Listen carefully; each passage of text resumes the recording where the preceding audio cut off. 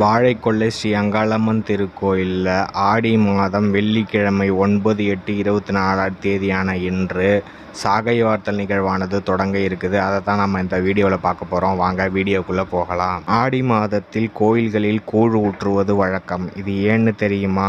ஆடி மாதம் என்றாலே அம்மன் கோயில்களில் திருவிழாவும் கூழ் ஊற்றுவதும் வழக்கம். ஏனெனில் ஆடி மாதத்தில் வீசக்கூடிய காற்றின் வேகம் அதிகமாக இருக்கும். அதனால் எங்கும் தூசியாக இருக்கும். இதனால் இருமல் போன்ற நோய்கள் இந்த ஆடி மாதத்தில் அதிகமாக இருக்கும். இந்த ஆடி மாதத்தில் பெண் தெய்வ வழிபாடு அதிகமாக இருக்கும். வயலில் விளைச்சல் அதிகமாகுவதற்காகவும் மழையை வேண்டி மக்கள் மாரியம்மனை வேண்டுவார்கள். மழை பொழியும் இந்த நேரத்தில் காற்றில் உள்ள மாசானது குறைக்கப்படும். இதனால் காற்றின் மாசின் அளவும் குறையும். மக்கள் நோய் நொடியின்றி வாழவும் பசி பிணி நீங்கி மக்கள் மகிழ்ச்சியாக இருக்கவும் இந்த ஆடி மாதத்தில் அம்மனுக்கு சாகைவார்த்தல் நிகழ்வானது கொண்டாடப்படுகிறது. தெய்வீக பண்டிகைகள் தொடங்குகின்ற மாதம் ஆடி மாதம். அம்மனுக்கு உரிய மாதமாக இது போற்றப்படுகிறது. பூமாதேவி பூமியில் அம்மனாக அவதரித்த மாதம் இந்த ஆடி மாதம். பார்வதியின் தவத்தை மெச்சிய சிவபெருமான் ஆடி மாதம் அம்மன் மாதமாக இருக்க வேண்டும் என வரம் கொடுத்தார். சிவனுடைய சக்தியை விட அம்மனுடைய சக்தி ஆடி மாதத்தில் அதிகமாக இருக்கும். ஆடி மாதத்தில் மட்டும் சிவன் சக்திக்குள் அடக்கமாகி விடுவார் என்பது ஐதீகம். இம்மாதத்தில் ஆடி செவ்வாய் ஆடி வெள்ளிக்கிழமை முக்கியத்துவம் பெறுகின்றது. வருடத்தை 2 அயனங்களாக பிரித்துள்ளனர். தை முதல் ஆனி வரை உத்தராயணம். இதுவே தேவர்களின் பகல் காலமாகும். ஆடி முதல் மார்கழி வரை தட்சிணாயனம். இதுவே தேவர்களின் இரவு காலமாகும். நம்முடைய ஒரு வருட காலம் என்பது தேவர்களில் ஒரு நாள்தான். ஆடி மாதம் தேவர்களின் மாலை நேர ஆரம்பமாகும். மழைக்கால துவக்கமான ஆடியில் நல்ல மழை பெய்ய வேண்டியும் உடல் நலம் பெற வேண்டியும் முன்னோர்கள் பல பண்டிகைகளை கொண்டாடி அம்மனுக்கு வழிபாடு நடத்தி வந்துள்ளனர். வேம்பு எலுமிச்சையும் அம்மனுக்கு பிடித்தமானவை. கூழும் விருப்பமானதே. இவை உடல் நலத்திற்கு வியாதியை தடுப்பதற்கும் உதவுபவை.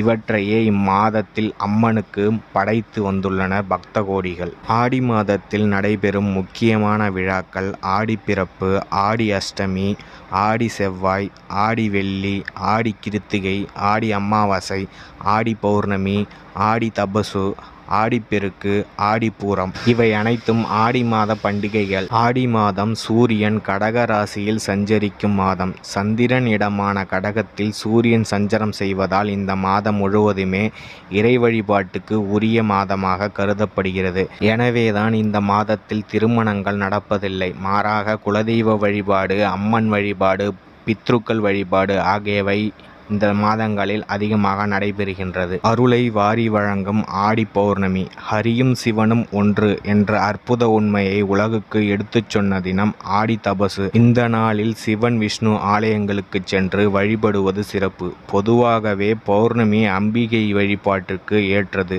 குறிப்பாக ஆடி பௌர்ணமி தினத்தில் வழிபாடு செய்தால் வாழ்வில் உள்ள தீமைகள் அனைத்தும் விலகி நல்லருள் புரிவாள் அம்பிகை. தடைகளை உடைக்கும் ஆடி கிருத்திகை. முருகப்பெருமான் வழிபாட்டுக்குரிய விசேஷ தினங்களில் கிருத்திகை மிகவும் முக்கியமான நாள். குறிப்பாக ஆடி மாத கிருத்திகை மிகவும் விசேஷமான நாளாகும். இந்த நாளில் முருகப்பெருமானை வழிபட்டால் சகல நன்மைகளும் உண்டாகும். ஆடி கிருத்திகை நாளில் முருகப்பெருமானுக்கு அபிஷேகத்துக்கு பால் பன்னீர் வழங்கி சமர்ப்பிப்பது நல்லது. தீர்க்க சுமங்கலி வரம் தரும் ஆடிப்பெருக்கு. ஆடி மாதத்தில் சிறப்புகளில் ஒன்று ஆடி 18 என்று போற்றப்படும் ஆடிப்பெருக்கு. இந்த நாளில் நீர்நிலைகளுக்கு வழிபாடுகள் செய்வது தமிழர்களின் மரபு. இந்த நாளில் நீர்நிலைகளில் செய்யும் வழிபாடு ஆண்டு முழுவதும் நீர்வளம் நிறைந்திருக்கும் விவசாயம் செழிக்கவும் உதவுகிறது. ஆற்றங்கரை சென்று வழிபட முடியாதவர்கள் அருகில் இருக்கும் அம்மன் ஆலயம் சென்று சுமங்கலி பெண்களுக்கு காதோலை, கருகாமணி, கண்ணாடி, மஞ்சள், குங்குமம் போன்ற மங்கள பொருட்களை தானமாக செய்வதன் மூலம் தீர்க்க சுமங்கலியாக இருப்பார்கள். சில ஊர்களில் இந்த நாளில் ஆற்றங்கரையில் புது தாலி கயிறு மாற்றிக்கொள்ளும் வழக்கமும் உண்டு. பித்ருக்களின் ஆசியை அள்ளித்தரும் ஆடி அமாவாசை. தட்சிணாயன புண்ணிய காலத்தின் முதல் மாதமாக ஆடி விளங்குகிறது. இந்த மாதத்தில் வரும் அமாவாசை மிகவும் விசேஷமானது. சந்திரனின் வீட்டிலேயே சந்திரனும் சூரியனும் இணைந்திருக்கும் அமாவாசை தினம் என்பதால் மிகவும் புனிதமாக கருதப்படுகிறது. இந்த நாளில் பித்ருக்களுக்கு செய்யப்படும் வழிபாடு மிகவும் சிறப்பு வாய்ந்தது. தவறாமல் தர்ப்பணம் செய்து வீட்டில் அவரவர் வழக்கப்படி படையலிட்டு வழிபாடு செய்வதன் மூலம் வாழ்வில் சகல நலன்களும் உண்டாகும். சொந்த வீடு வாங்க ஆடிப்பூர வழிபாடு. ஆண்டாள் அவதரித்த தினம் ஆடிப்பூரம். எனவே இந்த நாளில் ஆண்டாளையும் பெருமாளையும் வழிபடுவது மிகவும் விசேஷம். ஸ்ரீவில்லிபுத்தூரில் இந்த நாளில் திருத்தேர் உற்சவம் நடைபெறும். சொந்த வீடு வாங்க விரும்புபவர்கள் இந்த நாளில் திருப்பாவையை 30 பாசுரங்களையும் பாராயணம் செய்வது நல்லது.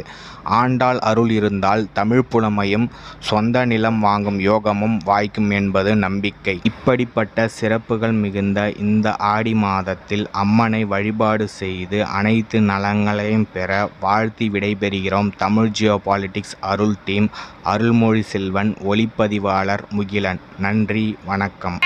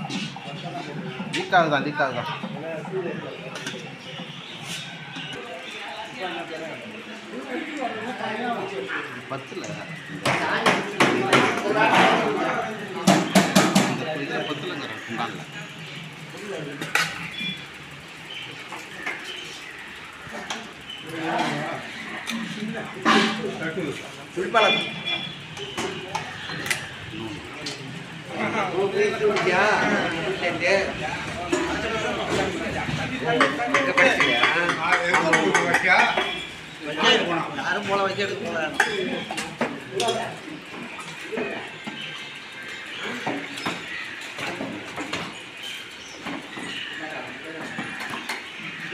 kita aதாவது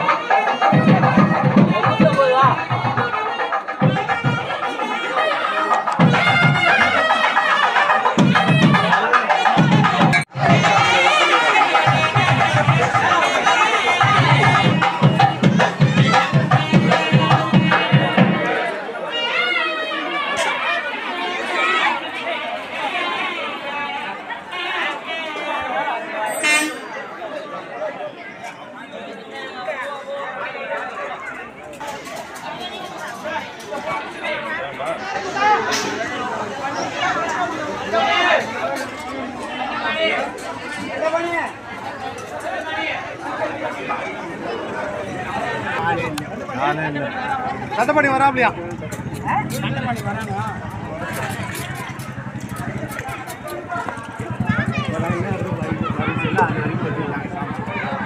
அந்த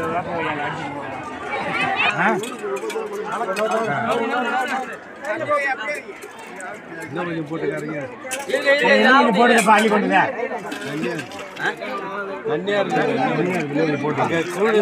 கீழே உட்காந்துருக்குடா என்னடா